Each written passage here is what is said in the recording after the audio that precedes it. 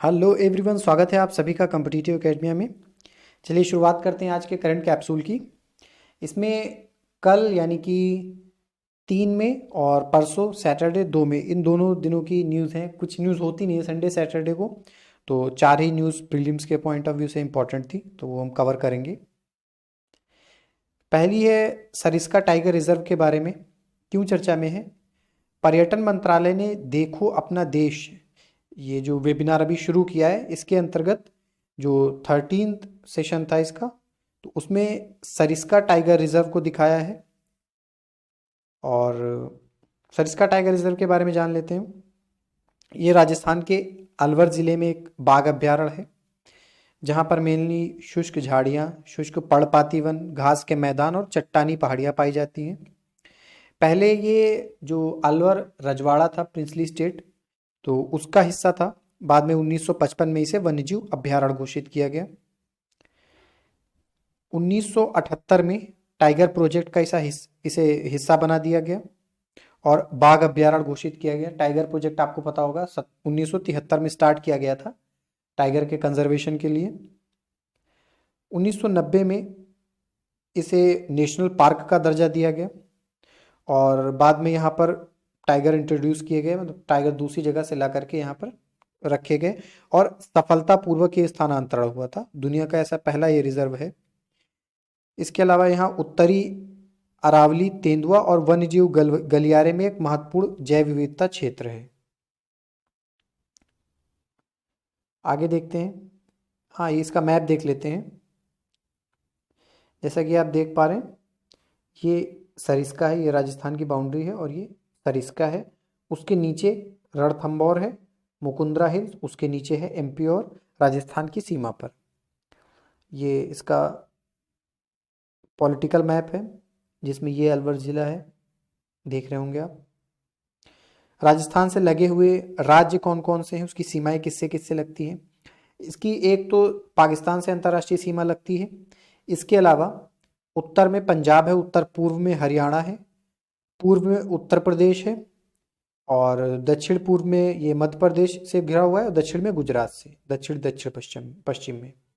तो नेबरिंग जो स्टेट हैं उनके नाम भी आप याद रखिएगा। एक दिमाग में मैप होना चाहिए, क्योंकि कभी अरेंज करने को अगर आता है तो आसानी होती है।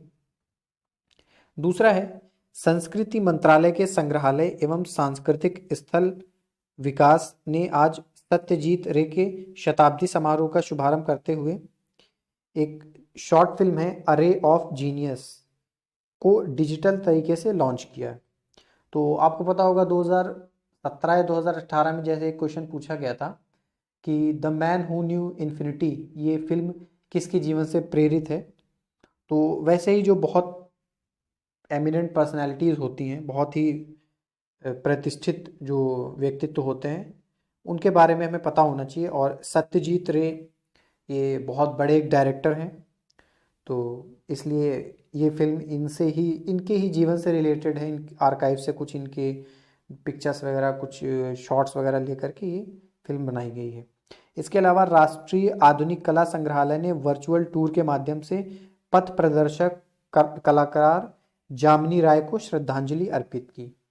ये 20वीं सदी के शुभारंभ के एक बहुत महान कलाकार थे और प्रारंभ में इन्होंने जो कंपनी पेंटिंग थी उसमें इन्होंने महारत हासिल की, उसमें पेंटिंग करते थे। लेकिन बाद में अपने लेटर जो इनका पीरियड था 1920 के आसपास, इन्होंने अपनी एक अलग शैली ओरिजिनेट की, उसमें नए प्रयोग किए। उस बहुत सिंप्लिसिटी थी, बहुत कम उसमें रंगों का प्रयोग किया जाता था, तो उसमें इनको बहुत प्रसिद्धि मिली। इसके लिए इन्हें याद किया जाता है, इस नए तरह की जो एक शैली है उसके लिए। अगला है भारतीय पुरातत्व सर्वेक्षण। ये चर्चा में क्यों है? महान पुरातत्वविद प्रोफेसर बी लाल के शताब्दी वर्ष के अवसर पर केंद्रीय संस्कृति मंत्री प्रहलाद सिंह पटेल ने एक ई पुस्तक का विमोचन किया, बी लाल से रिलेटेड। पुस्तक का नाम था बी लाल इंडिया रीडिस्कवर्ड। ये इनको 2000 में पद्म भूषण से सम्मानित किया गया था। 1968 से 1972 तक ये भारतीय पुरातत्व सर्वेक्षण के महानिदेशक रहे थे और शिमला के भारतीय उन्नत अध्ययन संस्थान के निदेशक के रूप में भी इन्होंने कार्य किया है। तो भारतीय पुरातत्व सर्वेक्षण के बारे में जान लेते हैं कुछ। संस्कृत मंत्रालय के अधीन ये भारत की सांस्कृतिक विरासतों के पुरातत्वीय अनुसंधान और संरक्षण के लिए एक प्रमुख संगठन है।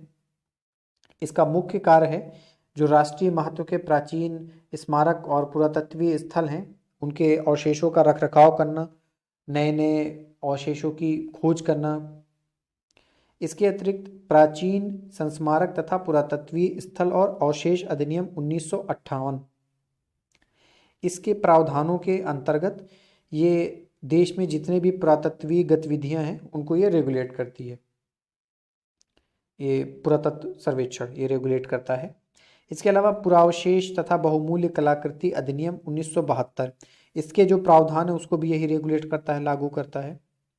इसकी स्थापना की गई थी बहुत पहले 1861 में। भारत के जो पहले वायसराय थे लॉर्ड कैनिंग, उनके टाइम में अलेक्जेंडर कनिंघम, ये आर्कियोलॉजी से रिलेटेड थे, इनके द्वारा इसकी स्थापना की गई थी 1861 में। 1861 का जो भारत शासन अधिनियम था बहुत महत्वपूर्ण है, आपको पता ही होगा। उसी में पोर्टफोलियो सिस्टम आया था और अध्यादेश का जो कॉन्सेप्ट है वो भी सबसे पहली बार वहीं पे भारत में इसी अधिनियम के द्वारा आया था। भारतीय पुरातत्व सर्वेक्षण का मुख्यालय ये नई दिल्ली में है। आगे है ब्रू जनजाति, ये क्यों चर्चा में है? हाल ही में लॉकडाउन चल रहा है और ब्रू शरणार्थी जो कि त्रिपुरा में अभी रह रहे हैं, तो वहाँ के जो मुख्य समुदाय हैं उन्होंने इसका विरोध किया है। परमानेंट सेटलमेंट को लेकर के सरकार प्रयास कर रही, तो उसका वहाँ के जो मुख्य समुदाय हैं मिजो कम्युनिटी और बंगाली ओरिजिन के लोग ज़्यादा वहाँ पे रहते हैं, इन लोगों का डोमिनेंस है, तो इन्हीं दोनों ने विरोध किया है। तो ब्रू जनजाति के बारे में जान लेते हैं। आपको पता है जो जनजातियाँ न्यूज़ में रहती हैं, एग्ज़ाम के पॉइंट ऑफ व्यू से वो बहुत इंपॉर्टेंट हो जाती हैं। मेनली इसमें ये आपको पता होना चाहिए कि ये कहाँ की जनजाति है, कहाँ पाई जाती है। तो त्रिपुरा, मिजोरम और असम में ये पाए जाते हैं और इनका दूसरा नाम रियांग भी है। ये त्रिपुरा के 21 जनजातीय समुदाय में से एक है। त्रिपुरा में भी इनका काफ़ी ज़्यादा कंसंट्रेशन है, क्योंकि जब मिजोरम में कॉन्फ्लिक्ट हुआ था तो ये वहाँ से माइग्रेट करके त्रिपुरा में आ गए थे। 1997 में ये हुआ था, तो लगभग 30,000 लोग पलायन करके आए थे। ये कोक बोरोक ये एक भाषा है, इसकी एक डायलेक्ट है रींग, एक बोली है रींग, ये बोलते हैं, जो कि तिब्बती बर्मी मूल की भाषा है। स्थानीय भाषा में इसे ताऊ ब्रू कहते हैं। 1997 में मिजोरम में जब हिंसा हुई थी तो लगभग 30,000 जो ब्रू जनजाति के लोग थे वो पलायन करके त्रिपुरा में आ गए थे। बाद में 2018 में गृह मंत्रालय के द्वारा इन्हें मतदान का अधिकार दिया गया। अपने देश के नागरिक थे, मतदान का अधिकार तो पहले से था, लेकिन जहां पर ये पहले रह रहे थे यानी कि मिजोरम में, वहां पे था। बाद में 2018 में जो जब चुनाव हुए वहां के, तो जहां पर ये शरणार्थी रह रहे थे वहां पर वोटिंग कराई गई, यानी कि वोटिंग का अधिकार दिया गया और वोट डालने के लिए वहां पर बूथ बनाएंगे 2018 में। इसके अलावा 16 जनवरी 2020 को ब्रू कम्युनिटी के लोग, त्रिपुरा की सरकार, मिजोरम सरकार, इन सब ने मिल करके इनको स्थायी रूप से बसाने की सुविधा के लिए प्रयास किया, एक त्रिपक्षीय समझौता किया जिसमें लगभग 3400 शरणार्थियों को लाभ भी प्राप्त हुआ। तो ये ब्रू जनजाति से संबंधित था। आगे हम कुछ प्रश्न देख लेते हैं जो पहले आ चुके हैं। 2012 के पेपर में ये प्रश्न आया था, मध्यकालीन भारत के धार्मिक इतिहास के संदर्भ में सूफी संतों को निम्नलिखित में से किस तरह के आचरण का निर्वाह करने के लिए जाना जाता है, किस तरह के आचरण का निर्वाह करते थे? तो पहला है ध्यान साधना और श्वास नियमन, ये मेडिटेशन करते थे। एकांत में कठोर यौगिक व्यायाम, ये भी ये करते थे। तो अपने आप ही ये एलिमिनेट हो जाएगा, ये एलिमिनेट हो जाएगा। अब 1 और 3 बचा है। अगले है कि श्रोताओं में आध्यात्मिक हर्षोन्माद उत्पन्न करने के लिए पवित्र गीतों का गायन करते थे। तो सूफिज्म का जो सबसे बड़ा एक पार्ट है वो है कि ये संगीत के माध्यम से जो भी आराध्य होते हैं या ईश्वर की जो आराधना करते हैं, पूजा करते हैं, वो संगीत के माध्यम से करते हैं। संगीत का बहुत महत्व है। तो ये अगर आप ऑप्शन ये कहीं पर भी देखेंगे सबसे पहले आपके दिमाग में आएगा कि हाँ ये सही है। अगर ये सही है तो आप एलिमिनेट करके भी कर सकते हैं। अगला है, निम्नलिखित में से कौन से भौगोलिक क्षेत्र में जैव विविधता के लिए संकट हो सकते हैं। तो बायोडायवर्सिटी को कौन कौन नकारात्मक रूप से प्रभावित करेगा, ये पूछा गया है इसमें। पहला है वैश्विक तापन। सिंपल है, वैश्विक तापन नुकसान पहुंचाता है जैव विविधता के लिए। ये निगेटिवली इम्पैक्ट करता है जैव विविधता को। जब वैश्विक तापन होता है, टेम्परेचर बढ़ता है, तो बहुत सारी ऐसी जनजातियां हैं जो टेम्परेचर को लेकर के बहुत सेंसिटिव होती हैं और वो विलुप्त हो जाती हैं। जैसे कि आपने देखा होगा कि अगर समुद्र के जल का टेम्परेचर बढ़ता है तो जो कोरल होते हैं सबसे पहले वो मरने लगते हैं। तो कहीं ना कहीं ये नकारात्मक रूप से जैव विविधता को प्रभावित करता है, ये होगा ही। आवास का विखंडन, ये आवाज लिख गया, आवास होगा सा। तो ये भी आप कर सकते हैं कि अगर आवास ही नहीं रहेगा, जो जनजाति जिस विशेष आवास में निवास करती है अगर वही नहीं होगा तो वो जनजाति धीरे धीरे लुप्त होने लगेगी। तो ये भी आंसर हो जाएगा। ऐसे ऐसे करके आप एलिमिनेट करते जाएंगे। आगे अब बचता है ए और चौथा। फिर अगला है विदेशी जातियों का संक्रमण, इन्वेजन। तो अगर विदेशी जातियां आ जाएंगी तो विदेशी जातियां जो ऐसी जनजातियां कुछ होती हैं जो कि किसी दूसरे जब पर्यावरण में, इन्वायरमेंट में इंट्रोड्यूस होती हैं तो वहाँ पर नुकसान पहुँचाती हैं, जिन्हें इन्वेजिव स्पीसीज कहा जाता है। तो इसकी वजह से कई सारी जनजातियों की इनसे प्रतिस्पर्धा होगी, तो उनके भी खत्म होने का खतरा होता है। तो ये भी एक हो जाएगा। अगला है शाकाहार को प्रोत्साहन।